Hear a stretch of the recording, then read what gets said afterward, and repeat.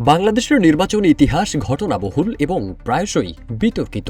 ১৯৭১ সালে স্বাধীনতার পর থেকে এ পর্যন্ত বাংলাদেশে ১২টি জাতীয় সংসদ নির্বাচন অনুষ্ঠিত হয়েছে, যার মধ্যে ১৯৯১ থেকে ২০০৮ সালের নির্বাচনগুলো তুলনামূলকভাবে অবাধ ও গ্রহণযোগ্য বলে বিবেচিত হয়। তবে সাম্প্রতিক বছরগুলোতে নির্বাচনের স্বচ্ছতা ও নিরপেক্ষতা নিয়ে আন্তর্জাতিক মহলে তীব্র সমালোচনা দেখা গেছে। ১৯৭৩ সালের ৭ মার্চ অনুষ্ঠিত হয় স্বাধীন বাংলাদেশের প্রথম জাতীয় সংসদ নির্বাচন। বিরোধী প্রার্থীদের মনোনয়নপত্র জমাদানে বাধা দেওয়া এবং প্রার্থিতা প্রত্যাহার করতে বাধ্য করার মতো অভিযোগ নির্বাচনটির নিরপেক্ষতা ও গণতন্ত্রকে প্রশ্নবিদ্ধ করেছে বলে মনে করেন অনেক রাজনৈতিক ইতিহাস বিশ্লেষক।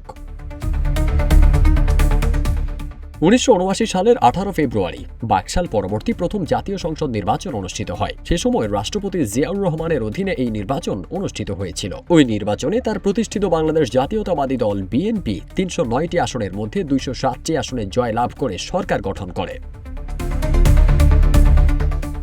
১৯৮৬ ও ১৯৮৮ সালের জাতীয় সংসদ নির্বাচন অনুষ্ঠিত হয়েছিল সামরিক শাসক হুসেইন মোহাম্মদ এরশাদের আমলে। উভয় নির্বাচনে এরশাদের গঠিত জাতীয় পার্টি বিপুল ভোটে জয়ী হয়ে সরকার গঠন করে। ১৯৯০-এর গণঅভ্যুত্থানের পর ১৯৯১, ১৯৯৬, ২০০১ এবং ২০০৮ সালের নির্বাচনগুলো একটি নিরপেক্ষ তত্ত্বাবধায়ক সরকারের অধীনে অনুষ্ঠিত হয়। এই নির্বাচনগুলো দেশীয় ও আন্তর্জাতিকভাবে সর্বাধিক গ্রহণযোগ্যতা পেয়েছিল।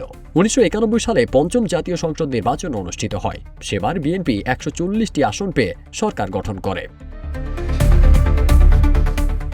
পরবর্তীতে ১৯৯৬ সালের ১৫ ফেব্রুয়ারি আয়োজিত নির্বাচনটি বর্জন করে আওয়ামী লীগ সহ প্রধান দলগুলো।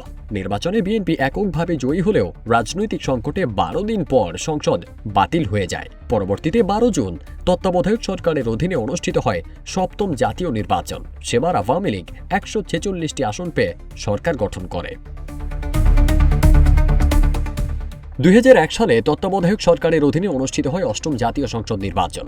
বিএনপি নেতৃত্বাধীন ৪ দলীয় জোট ১৯৩টি আসনে জয়ী হয়ে সরকার গঠন করে। এরপর ২০০৮ সালের ২৯ ডিসেম্বর সেনা সমর্থিত তত্ত্বাবধায়ক সরকারের অধীনে অনুষ্ঠিত হয় দেশের নবম সংসদ নির্বাচন। সেবার আওয়ামী লীগ ২৩০টি আসন পেয়ে সরকার গঠন করে।